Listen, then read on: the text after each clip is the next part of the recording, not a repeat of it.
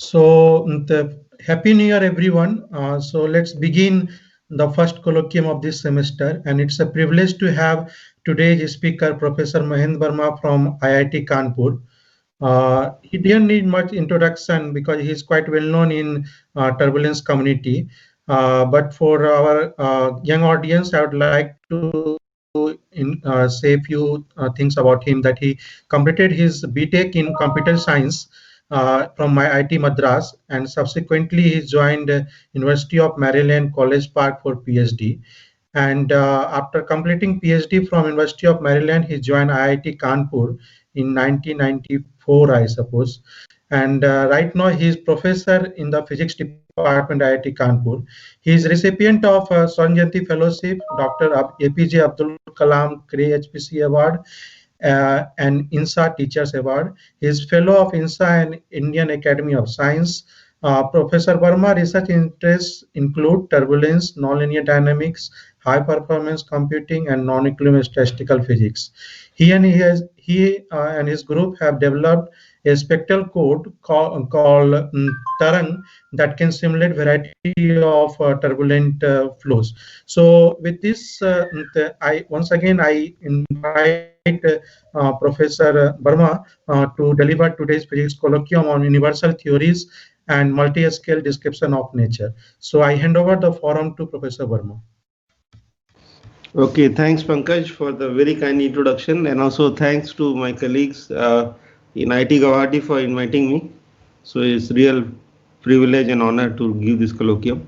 So and happy new year to everyone. So these are bad times, so we need happy thing from everyone.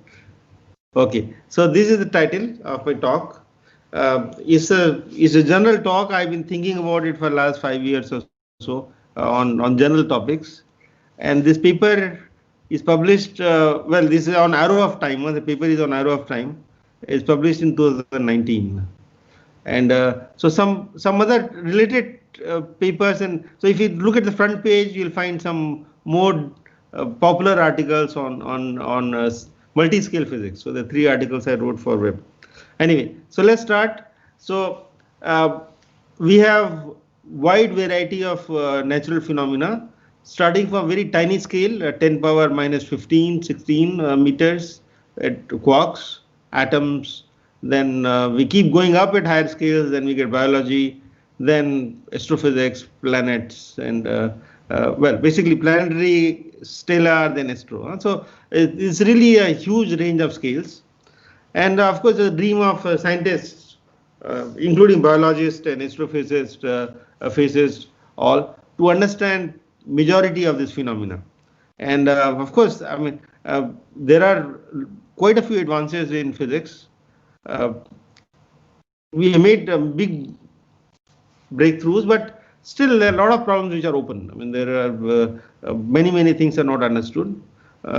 So, like for example, one thing I will discuss today is Arrow of Time. My talk will go around this theme of Arrow of Time. So I will, but it turns out, so let's just proceed. There are various approaches to it, and I will only allude upon some aspects of this problem. So I'll play this movie. So this is a, well, clip of a movie, this Theory of Everything, and this for a purpose. So let's hear this, what this great-faced Hawking has to say. So what next? Prove it. Prove with a single equation that time had a beginning. Wouldn't that be nice, Professor? For one simple, elegant equation to explain everything. Yes. It would indeed. Thank you. Okay, so you can see the script I've written down. One simple, elegant equation to explain everything. Well, that is one of the motto of many physicists, and I will try to say that this is not quite well. I mean, according to me, according to many others, so they think that this probably is not going to work. And so So this is a debate whether we can have one equation to explain everything, or we need macroscopic description, varied laws. And there's a very nice article by Anderson, More is Different, in 1972. And I wrote an article recently this year, this is in Transaction of INE. So this has different theme. This is on symmetries, but this I talk about basically a fluid description. How can you get, how kinetic theory and fluid, I try to contrast the two. Anyway, so some of these topics which I will discuss will be coming back to this topic a bit later. So my title says universality, so in fact, abstract I wrote thinking that I will cover more aspects, but universal laws was one such aspect. So I will cover briefly what we mean by universality, and which is very powerful theme. We want to explain a lot of phenomena in a single framework. And quite a bit of effort has been, especially in particle physics, to look at fundamental laws and try to derive things from fundamental laws, or get a single equation for the laws for the fundamental forces. And that has been one of the major drivers. So I will just allude upon law of gravitation. So law of universal gravitation, universal law of gravitation. So Newton came upon this idea first. Later on, Einstein modified this law. But in textbooks, we hear that Newton got his idea when some apple fell on his head. But it turns out this is totally incorrect story. This is there in textbooks also. Pity, but this is not true. How Newton got this idea? In fact, he derived quite a bit of reasonably difficult mathematics those days, and he got this idea by Kepler's third law. So I will just just sketch, the basic idea of how he got the idea, how he came to this law. So Kepler's third law says that for planets going around the sun, t squared, the time period squared of this planetary orbit, is proportional to r cube. R is the distance from the planet to the sun. Of course, these orbits are elliptical, but for today's talk, I will just assume it to be circular. And Kepler derived all this stuff based on observations by Tycho Brahe, in fact, for Earth and the Mars, these two planets. And so this is a law, based on two data points, two planets. So given this law, we can find out what is the acceleration of the planet around the sun. Acceleration omega squared r. So omega is 1 by t, so it's becomes r by t squared. And so t squared is r cube. I just get this Kepler's third law, substitute here. So r by r cube is 1 over r squared. So acceleration of the on the planet around the sun is 1 over r squared. So it's in fact follows easily for circular orbit. The derivation for ellipse is a bit complicated, but we do it in our mechanics course. Is other way around. Assuming 1 over r square force, we derive elliptical orbit, but Newton worked it out in inverse problem. So given basically elliptical orbit, how to derive the acceleration or force. Now, so this tells us that force on the planet is 1 over r squared. But what about force on the objects on the surface of the Earth? Is it the same force? Now, to derive this, Newton is, these people are of course geniuses, there's no doubt about it. So Newton gets a brilliant idea that let's treat Earth as a central object instead of sun as a central object. Let's treat Earth in the center. Now, two things are falling on the Earth. What are falling on the Earth? Moon is falling on the Earth. Something going around is like falling, no? Because if it didn't fall, it will just go in a straight line. So it is falling on the Earth, and stone on the surface of the Earth is also falling on the Earth. So now, if 1 over r squared law is correct, then we can figure out if 1 over r squared law is correct, then acceleration ratio will be inverse of r2 by r1 squared, no? Inverse of these distance ratios. So among this, so there are two acceleration and two distances, right?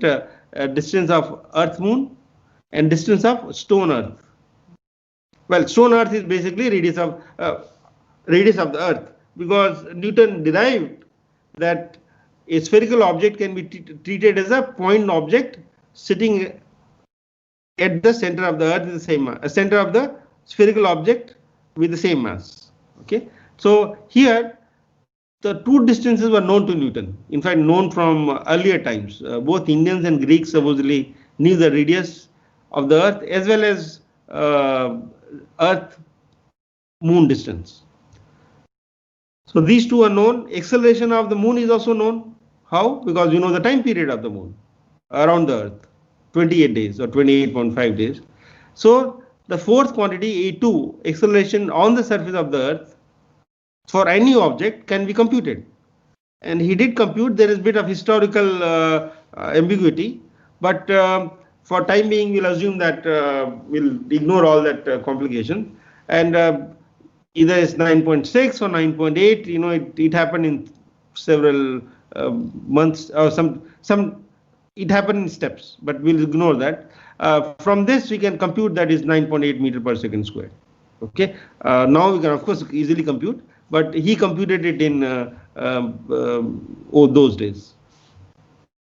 So now you can measure it on the surface of the Earth.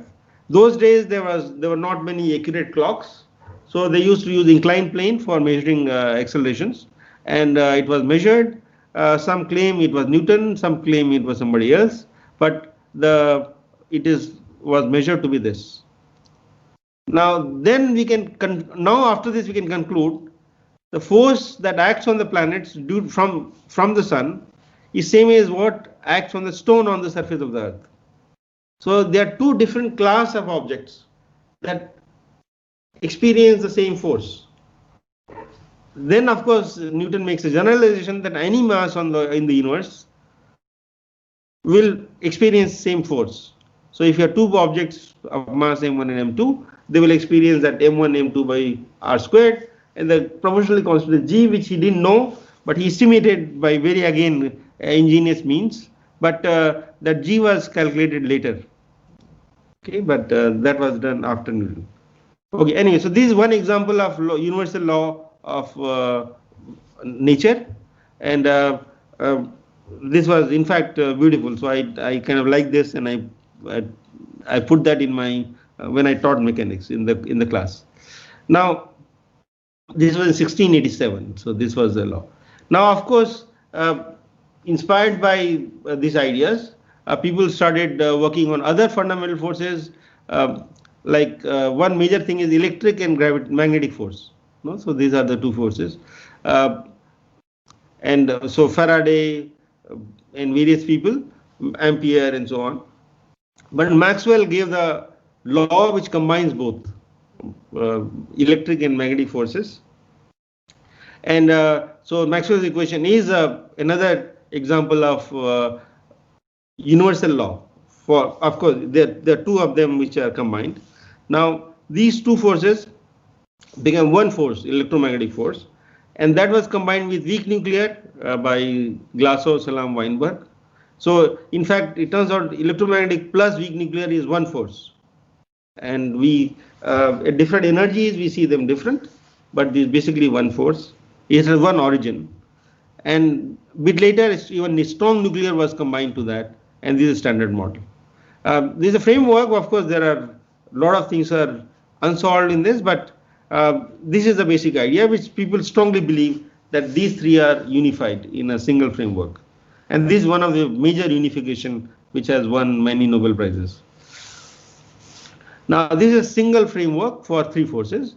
Of course right now there is a debate that can gravity be combined to this, and this remains an unsolved problem. Okay, we'll see whether gravity can be unified. Is it, maybe it is not to be unified, we don't know. So string theory is one such attempt. There are other things like loop gravity and so on, but this is not my field. So but this is just kind of an example which I wanted to cover today. Now basically from this, of course, people went on from this video clip, what we saw, that we can explain everything once we understand the fundamental laws.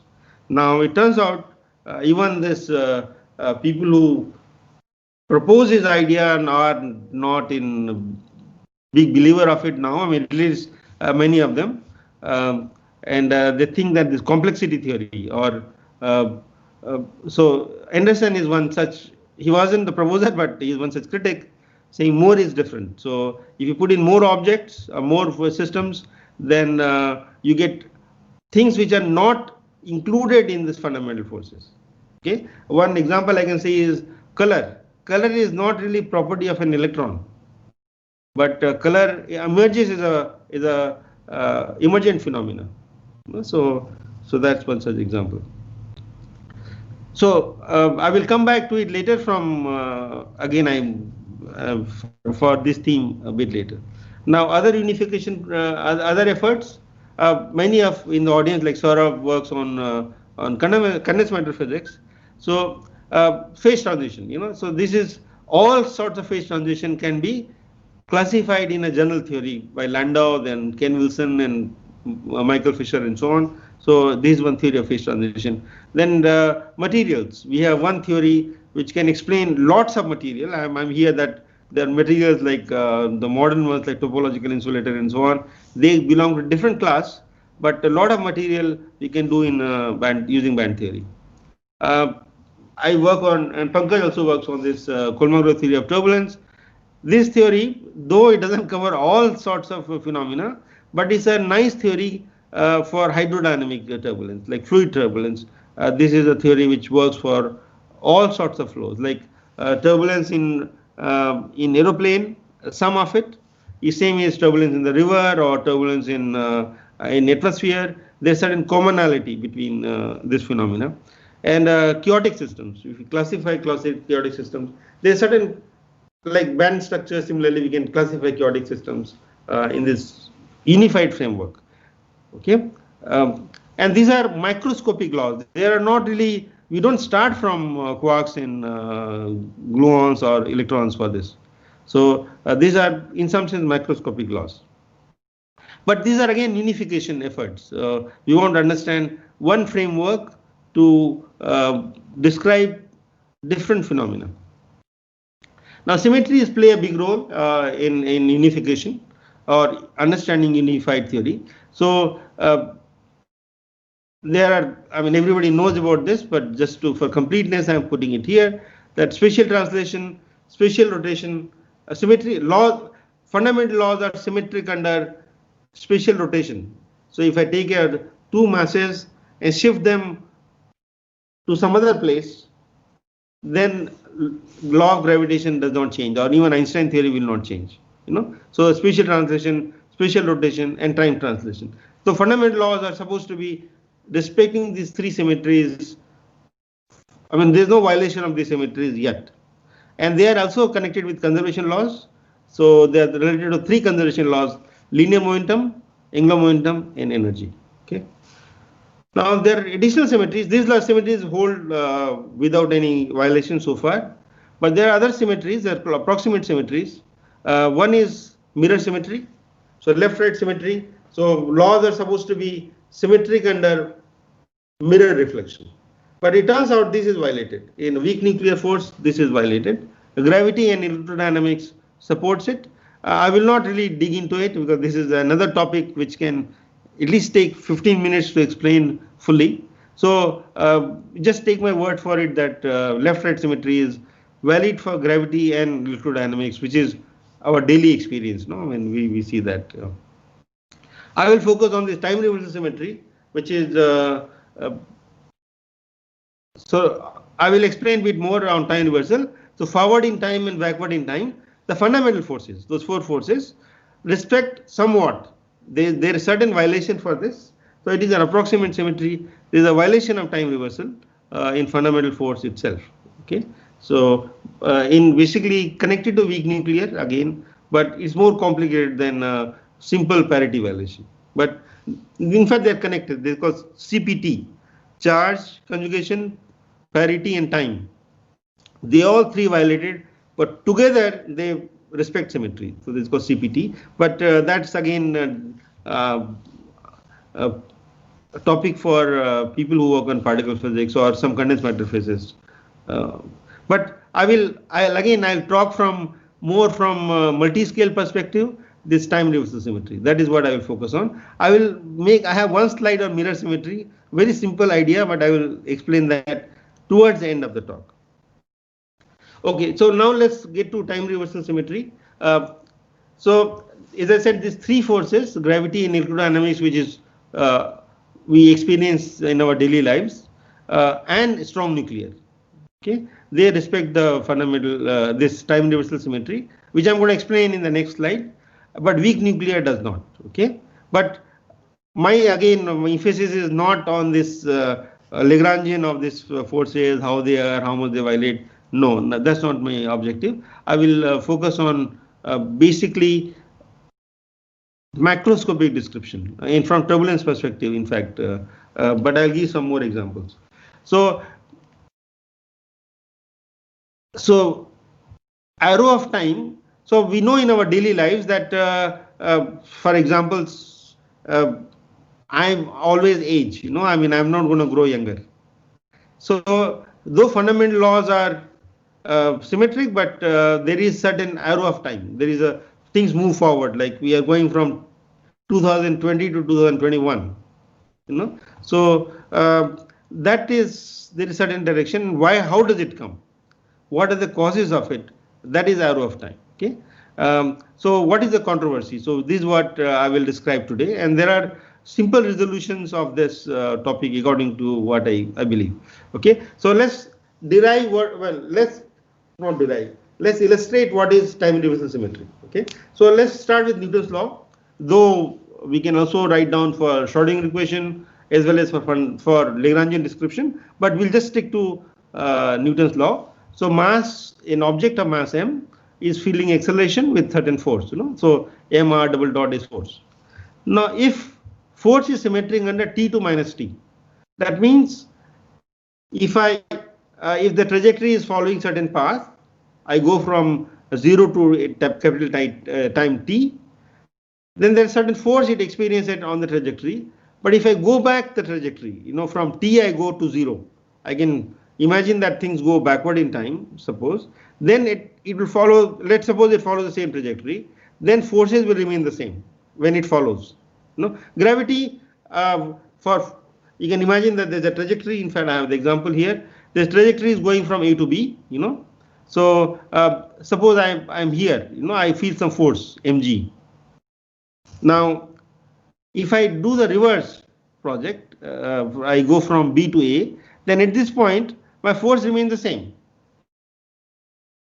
Of course, gravity is a very trivial example where force anyway is the same, but imagine that it was a big projectile where it is 1 over r square force, not mg force. Then again, when it reaches here at the same point, this point and this point, force will not be changed at the same point. Okay? So if the force is symmetric under t2 minus t operation, then forward and backward motions are symmetric.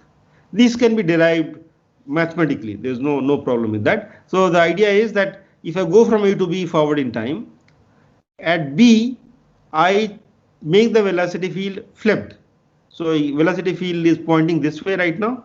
Pankaj, can you see my arrow? My pointer is visible, no? Yeah. Yeah, okay, good. So my velocity field was pointing this way, like projectile, is going down like this. But if I just turn the velocity field, then we'll come back to A. So forward and backward, if there's no friction in vacuum, this will happen. People have done experiments and they find that the backward trajectory for under gravity will be exactly same as forward trajectory. And the time taken will also be the same both backward and forward. Okay, so this is known. So this is called time reversal symmetry for gravity. Turns out some particle physics, basically some decay laws, do not follow, they violate this. So it's a pretty complicated discovery that it turns out some decays, forward decay and backward, well, basically backward decay can't be done, but it turns out there is certain signature which is enough to show that the time level symmetry is broken in a decay process. So, let's look at it another way. I want to motivate my idea further. I will say that another example, the pendulum, it goes from left to right. Then we can also, the pendulum at this point, it comes from right to left. Now, in some sense, you can say this is forward motion for one cycle, and this will be backward motion. So for pendulum, definitely forward and backward motion are equally probable for pendulum. Of course, for complex systems, it is not the case. But for this simple example, it is the same. If you have n coupled springs, and if springs are, I mean, there's certain time period, free spring constituted in such a way that the motion is periodic, then forward motion and reverse motions are equally likely. But these are idealist systems. We do not, it's not necessary that real systems will obey this kind of forward and backward motion in an equally probable manner. Okay. So in real systems, it's question mark. Well, in fact, I will show you that it is not the case for quite a few systems. In real life, so time moves one way, right? This is the argument in most books. By the way, there are nice books which I think I put in back. Corral's book is quite nice, and you can have. I mean, I cited here, but there are thousands of books written. Well, not thousands, at least hundreds of books written on arrow of time. And there are a million papers. I mean, this is too many papers. So time moves one way. As I said, our life goes in one direction only. And the seminar, it all. I mean, you can't reverse the seminar. It goes one way. So the question is, this is asymmetric. In real life, we find asymmetry, and what causes this asymmetry? So one solution, which is told often, is second law of thermodynamics. And how is it told? So if I confine the gas molecules in one part of the room and I basically let go, then it fill up all parts of the room. I mean, both the parts of the room. So, and reverse is possible, but is kind of very improbable. You have to wait for long enough time for it to come back to this. So this is entropy increase. So the second law is that entropy will increase. System goes from order to disorder, and that leads to arrow of time. That is what is arrow of time. Okay, this is one sample. There are other ones also, like chaos theory also is told that sensitivity to initial condition is one such cause. I'm going to come to that with some examples. And as I said, these are not. I'm telling. I mean, this is known from Boltzmann time, and that's what 150 years around. So let's revisit aging process. Okay, so this controversy, so why don't we become younger? Now look, if you just look at this fundamental aspect which we are trying to discuss. So this is a cartoon. So I'm young here, maybe some 1 year old. Then I come to this age. Now you want to go back. How will you go back? By fundamental forces. That's where the contradiction comes. There's quite a bit of hand waving which happens. And I think I just want to, I will also still hand wave, but I'll show you the contradiction. So if I want to, I mean, what do you mean by reverse aging? From physics perspective, okay, not from a genes perspective. If you want to, from young, you want to become a toddler, then you take all the molecules of your body and give the reverse velocity. Like this pendulum, where this Bellix missile is going back. Now, of course, this has to be done if you want to get here. Also, the air which I'm breathing in right now, that also has to be reversed.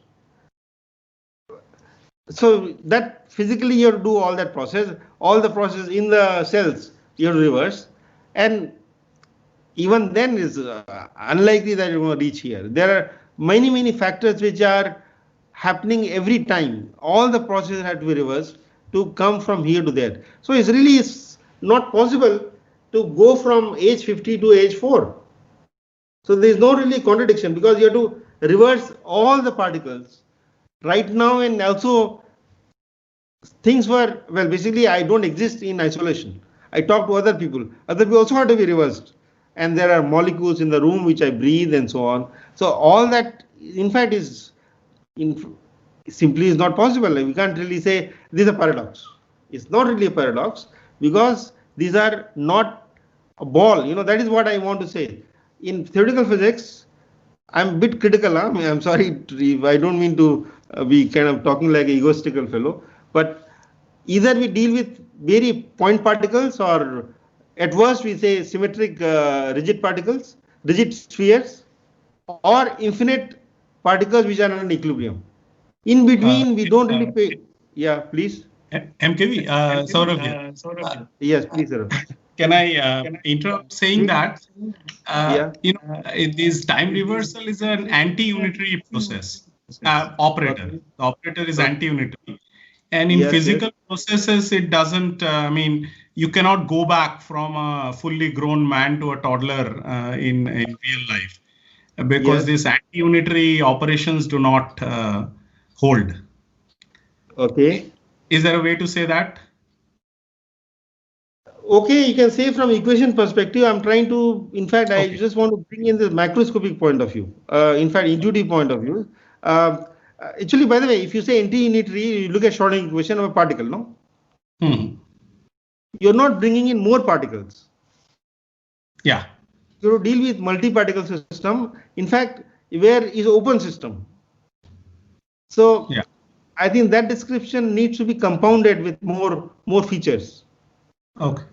So right now I don't have those equations here, which in fact I really don't know Schrodinger equation, but I know Newton's laws, so from that classical physics, from there I can see that there is definitely no way you can go from there to there. Even, well, basically it's not a system with n fixed particles, and even if it is n particle system, I'll show you some more examples in next slide. Reversing is not possible. Okay, that is what. Now, so basically, I think when you have, you say, well, things reverse, or you want to reverse, we have in mind that there is a lot of spring connected together, oscillators, which are at some point basically my idea is, if you want to go in a simplistic way, this hand waving argument, you can say that forward motion and backward motions are equally likely, as I said, for pendulum. Then you say, well, in my life, why don't I have this reversible process in my life itself? It may be some aspects of my life. That is probably a meaningful question, and maybe some of it, like I go to my office and come back, that kind of, I can say something like that. Some of it is reversible, but whole life being reversing is a meaningless. You can see from, if you just pay attention to n particle system macroscopic description, there's no paradox per se, and those questions are ambiguous. To say that 45-year-old will become 4-year-old, it's not possible. Okay, it doesn't really require a big argument for that. Now let's look at some more examples. Okay, I want to say this karma theory. So these are connected again with multi-particles. There are effects which are not only me. There are other people who affect me. So you have to reverse everything, and that is basically a karma network.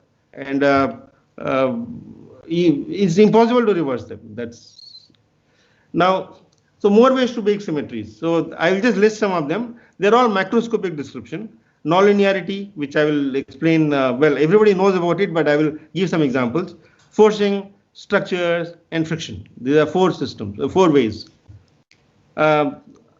Okay, so let's look at some more examples. Now let's look at this 3-body problem. 2-body problem, Kepler solved it. In fact, there's reversible in time, 2-body problem. But let's put a 3rd body. So you can just imagine Sun and Jupiter, which are heavy objects, and go in the rotating frame of these 2 objects, and think of a 3rd planet, which is tiny planet. Okay, remove, like Earth can be thought of a tiny planet, and solve it. So this was, in fact, major problem done after Newton. Okay, Poincaré solved, gave some ideas about this problem, 3-body problem. Anyway, here, in fact, is a nonlinear problem. Now, what do you mean by, what is meant by time reverse? Is this time reversible or not? Well, it's a gravity affected problem. So it is time reversible if I reverse the velocity precisely. But precise reversal is not possible, like what Poincare said. If you have any error, even in 100th decimal place, that will magnify. Okay, and that is one reason for one of the reasons given for time symmetry breaking. Okay, so that's nonlinearity here. We can also put a forcing, like oscillator. Unforced oscillator is symmetric in time, like pendulum. But as soon as I put forcing in the pendulum, then forward motion and backward motion are not symmetric. In real life, we have forcing all the time. You know, tell me a system which is not forced in real life, including quantum systems. Like cavity is forced, hydrogen atom, there is some light shining all the time. There is no single hydrogen atom. So forcing is there all the time, and that breaks time reversal symmetry. In fact, this by theory. I mean, you can just look at oscillator, put force, Tn minus Tn, not symmetric. Now let's look at, we thought about projectile, no, nice projectile going forward and backward. Now just imagine a cannon, a Beaufort's gun, you know, is sending forward shell. Now, if I want to reverse it, what will I do? I reverse the velocity. Will it go inside the cannon barrel? Of course, there is some chemical process. There's some blast as well, you know. Am I going to be able to reverse that blast as well? So this particle thing, you know, I mean, we just sometimes overdo it. Again, my critical part of my things are coming out. We should not overdo that. Okay, what we understand using particle dynamics can be applied to the whole universe. That's not true. So I just make a missile. Now just imagine a missile being fired from this structure. Will it come back? No, it won't. So structures can spoil the arrow of time. This is a simple example. So for these problems, one can say, well, of course, reversal nobody does. So what is essentially told that are there natural systems which are equally likely forward and backward? It turns out that most systems are not equally likely both forward and backward. And that is what is breaking the arrow of time. Okay. And all these are not single particle, two particle, is multi-particle structures. These particles are not spherical objects or not point particles for sure. So that's where all these things come. So friction. Now, I mean, I talked to a particle physicist, no? Well, some of you are among them. And myself, you know, said, well, friction is a dirty force. You know, friction has no fundamental origin. I will show you that it has a fundamental origin, according to me. Okay. Now I'm unpopular for my statement, but please bear with me. I will try to show it. Of course, you will not believe it, but I will just put my argument. So let's assume that friction. Well, that I will come a bit later. So friction naturally breaks the time reversal symmetry, right? Because if without in vacuum it goes back and forth. Well, both are equally probable, but with friction you can't reverse, you cannot revert the trajectory. Okay, now this is the main topic I want to say. I can make it more mathematical, like I think Saurabh was saying. You know, let's try to make some more concrete argument. These are qualitative arguments, but I think qualitatively correct arguments. I would like to say that some of these arguments which are definitely correct. I mean, I would hope so. I convinced you that they are well founded on basically logic, nothing mathematical, but it is logical. Now, but I will try to make it more mathematical from turbulence. Also, it gives a nice insights into quite a few things like friction and equilibrium also. Equilibrium I will not talk today, but equilibrium is another very interesting thing which we discover from these equations. But I will discuss on friction a bit later. So let's take turbulence as an example. And I believe quantum turbulence or quantum systems also has, one can make certain extrapolation from here, not one-to-one, but one extrapolation. I think so. So these are called Navier-Stokes equation. This is a fluid description. So gas in the room is basically made up, of course, molecules, but is a coarse grain. I take 50 of them and you make a point for 50 particles, and there's a certain macroscopic velocity field. Everybody knows in this audience. I mean, I think most of you are faculty, as I saw. So this is a velocity field for a gas and is affected by the pressure gradient, and viscous force. There is a viscous force, new viscosity here, and external force. So I have all the ingredients which will break the arrow of time, right? The external force and there is a viscous force. I assume for this talk that flow is incompressible and is turbulent. That means the nonlinear term is much bigger than the viscous term. Okay. Now there are certain interesting laws for this, which I will use one of those laws. So this one simulation which shows that it's a really multi-scale. We have structures which are large structures. This vorticity field, magnitude of vorticity field, and there are small vorticities here.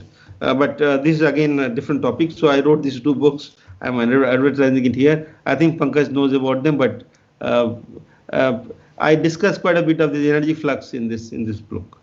Okay, now let's go to turbulence. So energy supplied at large scales, so it's multi-scale system. So I take a cup of coffee and I stir with a spoon. Then I supply energy at large scale, which is size of the cup. But that energy supplied at large scale goes into small scale, which is basically the molecular scale. It just goes down and it heats up the molecules. Finally, the temperature is higher once the kinetic energy is transferred to thermal energy. But the scale to scale transfer is a non-equilibrium process. And it turns out Kolmogorov showed that I supply energy at large scale here. And before Kolmogorov, this qualitative picture is known before Kolmogorov. So we go from large structures with large eddies or large vortex to smaller vortex, it goes down into particles. Okay. Now I define various scales here. So basically, this is what is thermodynamics. These particles, and that is basically maybe 10 micron or 10 nanometer or so, that scale, or 100 nanometer, and this is something like centimeter or tens of centimeters. So that scale, this part is non-equilibrium and this part is equilibrium. Quasi-equilibrium is getting heated up, so it's quasi-equilibrium. And thermodynamics works only here. Thermodynamic description is not good for this part at all. Okay, what Kolmogorov showed is reasonably simple derivation, that the energy, how they are distributed at different scales, that is the formula by Kolmogorov. And he said that if I look at the intermediate scales, smaller than the forcing scale, the energy cascade is constant. I mean, energy is going from 10 centimeter to 5 centimeter to 1 centimeter. The same energy is flowing down. It's like a pipe, but instead of water, you're supplying energy at different stages of the pipe. Okay, so I think I'll skip this stuff. Yeah, so let's come to here. Now, according to Kolmogorov, if I look at 2 points in the field, these are 2 points and difference between the velocity field. Okay, so of course velocity field is a vector. So the 2 points, I should have drawn a picture, but 2 points separated by distance r, take the component parallel to r vector. So that will be a scalar, and take cube of this and I'll get this formula. This was derived by Kolmogorov in 1941. Now this epsilon u is the energy dissipation rate or energy going down the scale. Now how much time I got? Okay, so let me just tell this briefly. What is this cascade? This cascade is an interesting thing. Huh? So it's not like cascade in this flux is not like a Poynting flux in electrodynamics or flux of photons crossing the surface. So the best example I can think of is energy supplied by the central government to state government. This is a multi-scale from center to state, state to district, district to villages. So there are more and more people who get the energy, but every stage, if there's no corruption, then money flow must be constant, and finally should reach the villager or small consumer. So that is the cascade, and that is what happens here. So you can think of the central government, like that. So it goes down the scale. So this epsilon u is what is a flux which is cascading down, and this is a formula for intermediate scale. Now, how do you get the time asymmetry. Now imagine that I have a velocity field of all the coffee structures, milk structure in the coffee. This coffee fluid. Now, if I compute the delta U cube for the coffee, take any 2 point, compute that. This formula is valid. That means it should be a negative quantity with L will be the separation between the 2 points, and the epsilon U is measured is a heating rate of the coffee per unit time. How much heating is being done, right? Now just imagine that reverse the velocity field of the coffee molecule. Then what will happen to this object? Now it was negative, but if I reverse it, then it's a cubic quantity, so it becomes positive. So if I reverse it, then it becomes a plus sign, because epsilon U is positive and L is positive. So the reverse velocity field will give me if I apply Kolmogorov theory, then say, well, what am I getting? I'm getting some junk here. So the velocity field in the coffee cup is organized in such a way that I get always the negative sign. If I reverse it, I will not get a negative sign. Then I know that the reverse velocity field are not the real velocity fields. It's a reversed, or is not the correct velocity field, and that tells you that forward motion and backward motion can be differentiated and by this formula. Or in the reverse velocity field, the energy will flow from small scale to large scale. It will go other way around, from common man to the government. Well, I mean, it can happen, but no, I mean, that doesn't happen that way around. So from reverse velocity field is not possible, only forward velocity field is possible. You can see from this law. It's a mathematical way to say this, that energy cascade is giving us an arrow of time in this. In fact, it's possible. So normally, now just to dig deeper, if I change the velocity of the molecules in the room or in a thermodynamic system, you cannot differentiate between forward velocity field and backward velocity field by just looking at a snapshot. But it turns out if you look at velocity fluid description, then we can differentiate by if I measure the flux. And its weight, there are ways to measure the flux. I can measure this epsilon U even mathematically. Okay, that's what we do in our computational simulations. Okay. So this is the energy transfer, which is always from large scale to small scale. The reverse velocity field will be going from small scale to large scale, and that breaks the time. In fact, so this is what is telling us, no, that in real life energy goes from large scale to small scale in non-equilibrium systems, which is forced and which has a dissipation. I hope I am not losing you all. Like earthquake, the energy supply at large scale, large tectonic plate, and it goes down to small scale, and it goes down like that. In crack propagation, the energy is given at the when you tear a paper, energy supplied at large scale that goes down to small scale. So there are tons of examples, like a sun is heating the earth, and that earth is basically going down the small scale, finally going to leaves and heating the molecules of water and so on, of air. So there is certain direction almost all the time in 3D systems in forward direction. Okay, so this is energy transfer is has certain direction, and it is not possible to reverse it. If you reverse it, is unreal system. That is not possible. Okay, of course, this is all because of friction. No? This is all because of friction. So in fact, very interesting thing is arrow of time for a gas. You need to compute entropy at 2 different times. And if entropy increases in the second snapshot, then it is a real time, real system. But if entropy decreases in the forward time, then you can say that it's not the correct. In fact, it's not correct flow, or it's not correct physical experiment. You need 2 different times for the gas, but for fluid, one snapshot is enough. Okay. Anyway, so I think I will skip this again due to lack of time. This is a Fourier description, and this also tells us a little bit more quantitatively, but I think I'll skip this part. Okay, so looks like problem is solved, right? So in hydrodynamic systems, there is an arrow of time which can be determined by the flux. So just to summarize, I take the velocity field, and by our mathematical formulas, which I described by Kolmogorov theory, that delta U cube, or with Fourier description, you can compute the flux. If flux is positive, then I know that it is a real system. If flux is negative, then it's time reversed, if you are giving me the reverse flow. And we can contrast it. In a projectile problem, you could not contrast it because both are equally possible, forward and backward. There's no way to contrast, but in turbulence, it is possible to contrast. Or not only in turbulence, but like earthquakes. Energy does not flow from small scale to that big tectonic plate.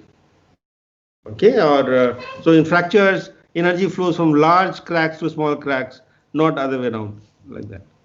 Okay, but viscous dissipation is an issue. So how do we understand viscous dissipation? Now, the idea is the following. Okay, so the fluid, which like my water, so is made of particles that follow fundamental forces.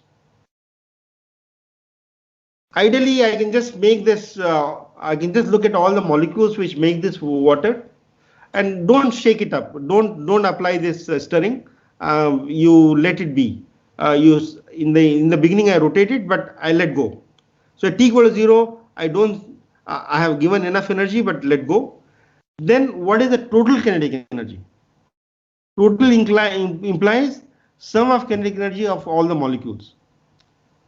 Now that kinetic energy must be constant, right? It's isolated system because I don't force it now, and total kinetic energy is constant. So what happens? What is heating it? So heating is nothing but, if you look at this picture, so well, I'm sorry, I should remove this external force. I had energy in this large flow. So please ignore this black arrow. So there's energy in these large scales that goes down to small scale. True, but it's like these large structures lose energy to small structures, and that goes to particles. So we are transferring energy from coherent flow structures to particles, which is thermal energy. So what is viscosity doing? Like, in fact, is derived in Wright's book. The shear flow is, the viscosity in the shear flow is taking energy from the shear energy or shear kinetic energy to particle kinetic energy. So what is viscosity doing is transferring the coherent energy to incoherent energy. It's basically accumulation. I mean, basically some kind of coherent or large scale energy goes into small scale energy. So viscosity essentially does that, nothing more or nothing less. And this is the origin of dissipation. The dissipation is not a dirty force. It is there in macroscopic description. In multi-scale systems, most of the time we'll have dissipation. As soon as you have large scale structures, small scale structures, there are certain accumulation in some region. Well, in all 3D, many 3D systems which I look at, we have this phenomenon, large scale to small scale accumulation, and that is dissipation. And it's not only in turbulence, but we have earthquake, cracks, fragmentation, Earth's environment, as I said, like sun heating the Earth, it happens. In quantum, there's something called superfluid turbulence, which Pankaj works on. There is dissipation, and that goes from superfluid to normal fluid. Even for pure superfluid, there is a coupling from large scale flow energy to phonons. Okay, and I believe cavity as well.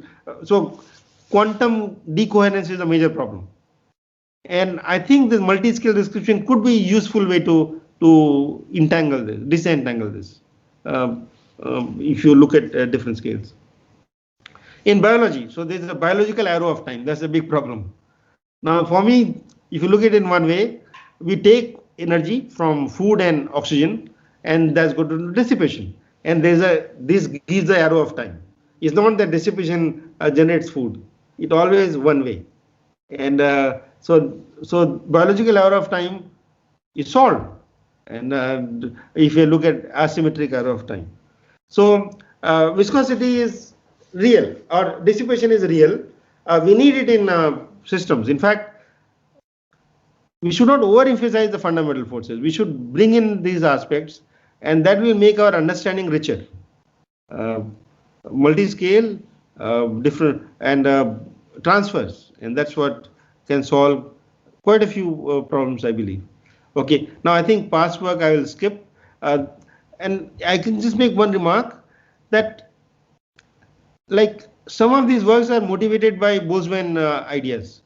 We are within turbulence, we are looking at particles of turbulence, and then see forward, backward, how they're different. But what I was trying to do in my earlier description is energy transfer at fluid structures, large scale structures, small scale structures.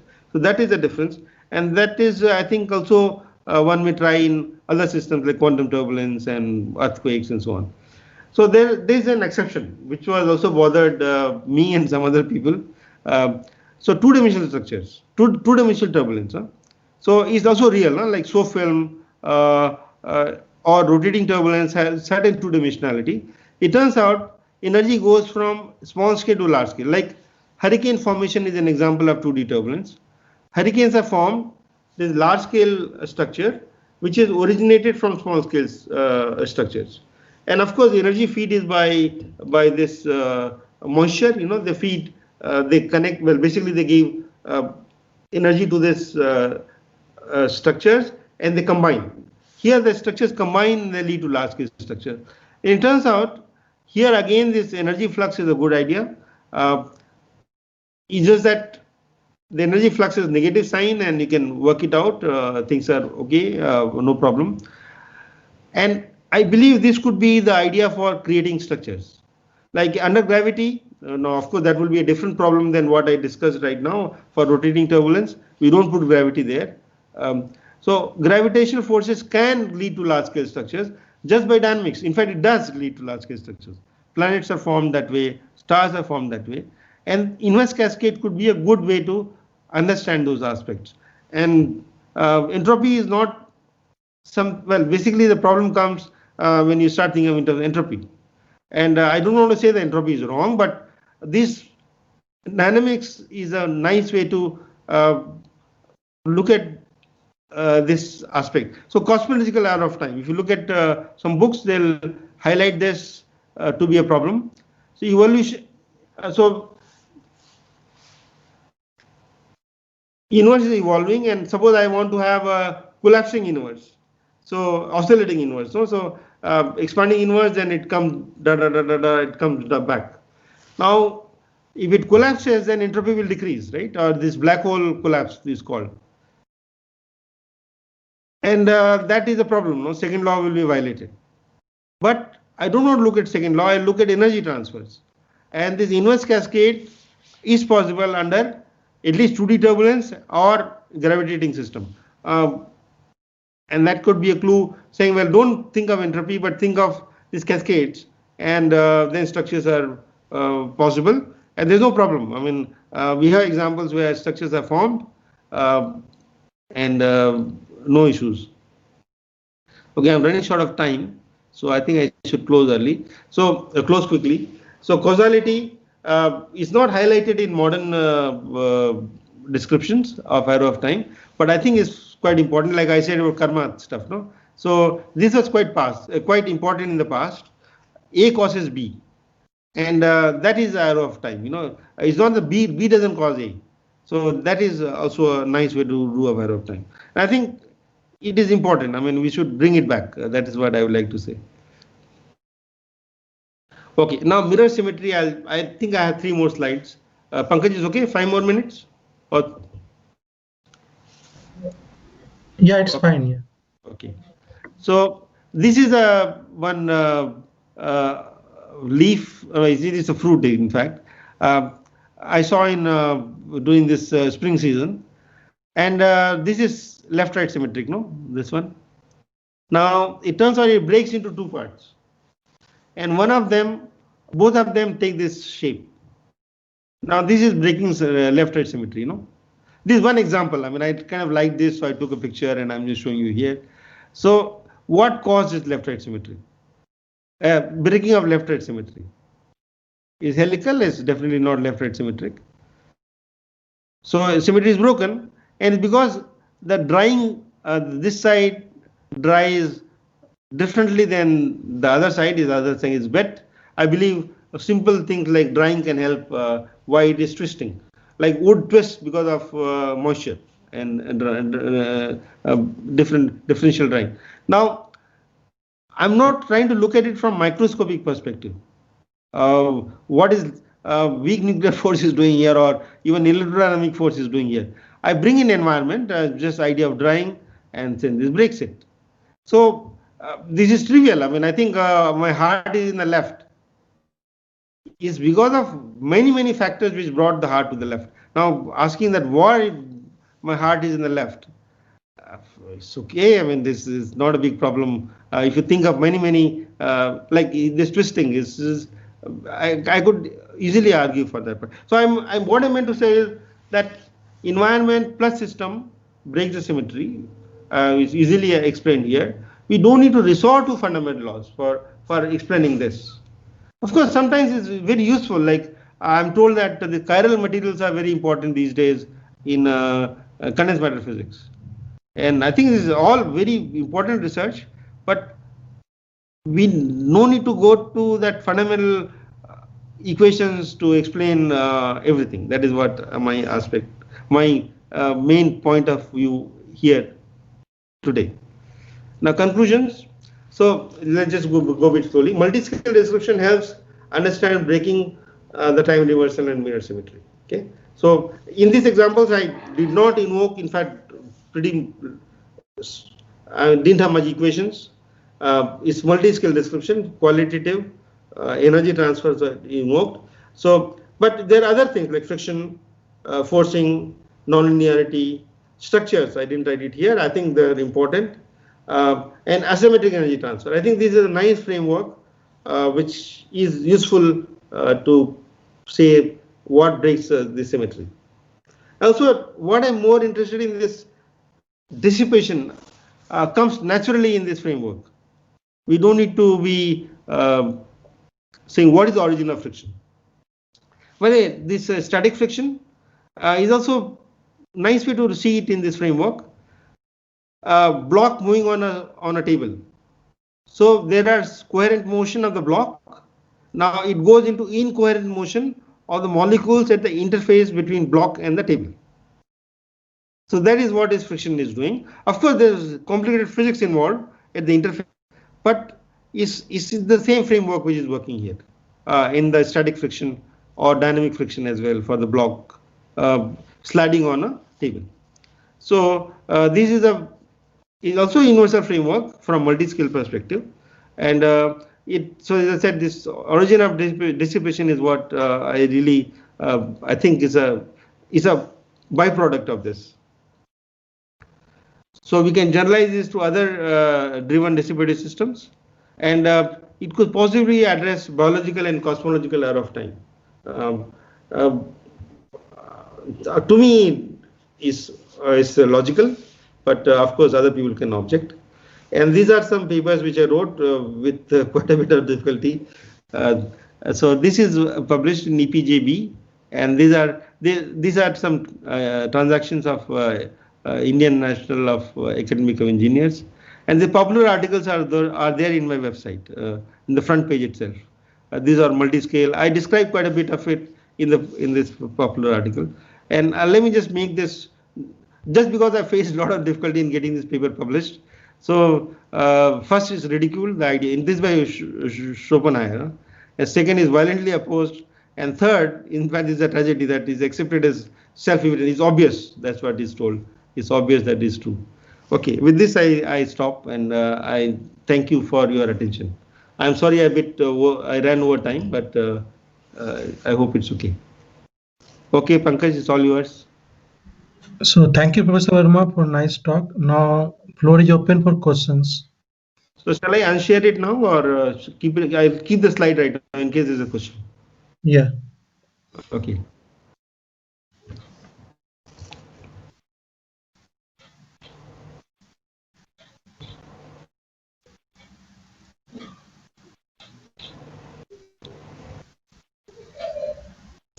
MKV, I think it's a fantastic idea. I mean, basically the first line of the conclusions is very sort of appealing to me, that multi-scale description actually helps understanding the time reversal and the mirror symmetries. I'm surprised that you had difficulty in convincing people. and the way you went ahead, it's convincing. It's quite convincing. Many thanks. Actually, I don't know why people kind of. I had 10 rejections for that paper, EPJB paper. Yeah, referees are funny. Yeah, but thanks a lot. Thanks for this compliment. It's I think it's just that people find it okay. This is unusual and it's wrong. That kind of thing. No, it's very out of the box looking at things, right? I mean, that's what I feel. I mean, as you were speaking, I was just trying to think that how would this come about. That is this multi-scale description, which would aid in the understanding of these fundamental symmetries. That is something very interesting. Thanks a lot. Very thanks, Saurabh. Yes.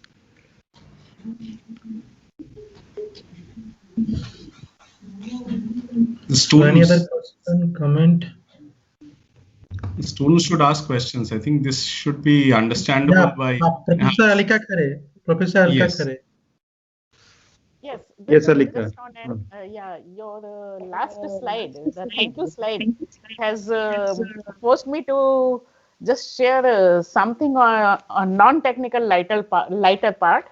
Okay. In your time reversal example, you took the one example of the energy transfer, energy distribution from the government to state, district, and village, and then you said that it is non-reversible. That means from the villages and the home it cannot be. But nowadays in our country, in some of the states, including your UP, it is possible, particularly if you have installed the solar panel and you are generating your own electricity, and if it is surplus, you can transfer back to the government. You just have to put your meter which can go in both the directions. So that you can surplus electricity can be transferred back. Just don't do the lighter side. Yeah, no, I think it's an interesting example. Yes, it goes into grid. Also, banks. In banks, people put money, savings, and that gets collected in banks. Yes, so these are kind of inverse cascade. This going backward, multi-scale way. Yes, so yeah, grossly I was telling that most of the thing flows from large to small, but it's true that like money or electricity can go backward. Yes, I agree with you. Thanks. Yeah, this is on lighter note only. No, it's correct also. It's also non-technical. It is technical. I wrote a paper on this money flow. Well, it's in the book chapter. But if you bring in bank, then it is a reverse process. So it is technical. I mean, but to keep all these factors, it just it kind of makes it more complicated. That's why I didn't say that. But it's a important piece for full understanding of economics, which I hope people do it anyway, I think, but I don't know how. But I just want to make one more remark. In economics, a lot of models are motivated by Boltzmann kind of picture. Then they try to bring in interaction as a approximation. So that's what I made a remark. I think I'm quite confident about my remark that in physics, we either focus on one or two particles or infinite particles with an equilibrium distribution. Now, in between, of course, people work. I mean, non-equilibrium is there is huge amount of work going on, but it is not still a main framework. I think we need to bring that as in the main blackboard. This is could be a main plank for our understanding. So a lot of, by the way, there was a paper by Mingna Saha, first paper where economics, he tries to say that the natural money distribution is Gaussian. by saying that each person is a actor like molecule. That's kind of any. So that No, is why. that is because they follow the random distribution, and the random distribution is a Poisson distribution or it is a Gaussian distribution. So that is the reason that they always follow the distribution as the Gaussian distribution or the Poisson distribution. In But reality, in some of the cases, they go even for the higher order of movement also. Actually, reality, it is far from Gaussian. Gaussian is the only small scale. At a consumer, well, basically at a poor people level, but the rich people are basically, there's a power law, and there's called Poirot distribution. So there's huge, in fact, this Gaussian is only a very small part of the economic distribution in Gaussian.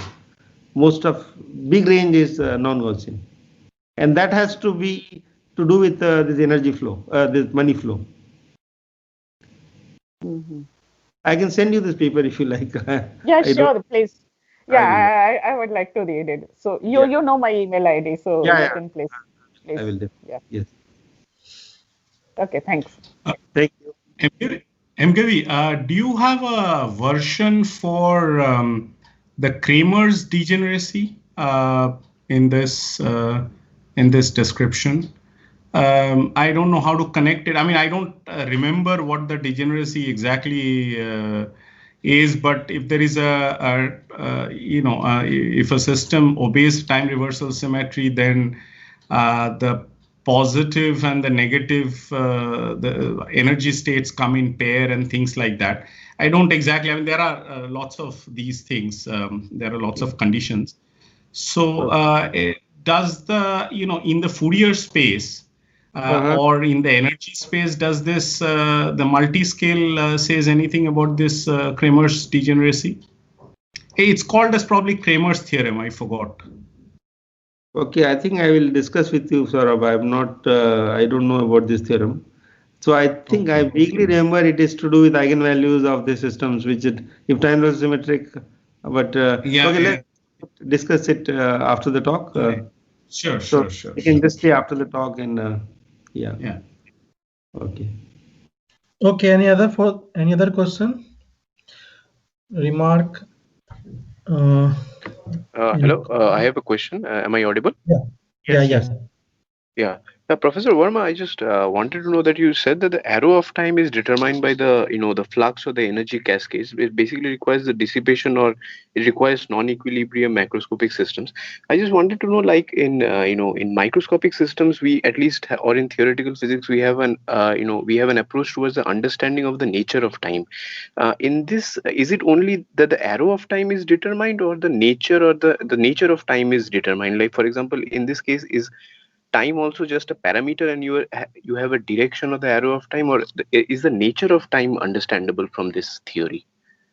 No, this theory is time is parameter for me, or which time is more like a d by dt of the Schrodinger of the PDE. Okay, I assume time is there, which is like Newton's law. So this is all in classical framework, where time is same for all reference frames. There's no relativity involved in this. So time is in the Newtonian framework. I assume that there's absolute time for every observer, and that is assumed here. So this is not about origin of time. This is not how to do it. But systems go one way in time. That is what I try to emphasize.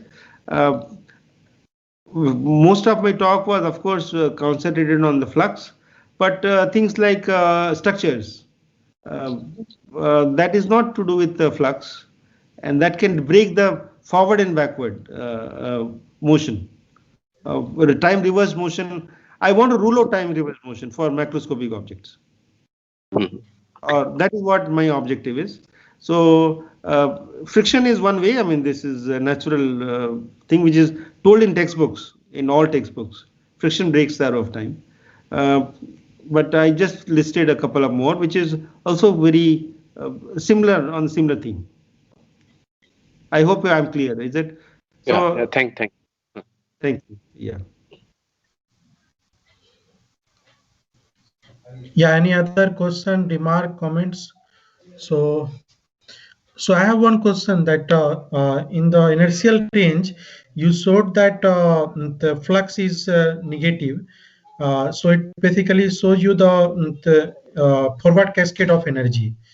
But even in the inertial range, you have friction. Friction is very small, but you do have the friction. So that will break the symmetry of time, no? So, so friction is okay. So let me make it clear. Once you say friction, then anyway naturally breaks the time. Okay. Now, this description is more of a quantifying flux and what signatures does it have on the arrow of time. For example, given a velocity flow, can you say that this is a real velocity field or not a real velocity field? Okay, this is like quiz question. So given this, I can give you a snapshot of 3D velocity field. I like to ask whether it's a real field or is it time reverse field. Now, how will you answer this question? So I want to basically play this mathematical game in this part. So the question is, if it is reversed, then this delta U cube will be positive. In the real so if it is real field, then the delta U cube will be negative. Okay, for inertial range L. Here, by the way, I did not put the viscous effect. Huh? There is a viscous effect term which is plus some more term that has been ignored. Viscous terms is small compared to this 4/5 epsilon L. Okay, and viscosity is acting at all scales, but is weak in the inertial range. Okay, Pankaj. So I'm just trying to amplify the role of dissipation and this energy flux idea. But yeah, so is more of writing the second chapter of this idea. This is not this. Well, yeah, you understand. I'm just expanding that. If I just say friction breaks the dissipation symmetry in the turbulence, is like obvious. Okay, fine. What else?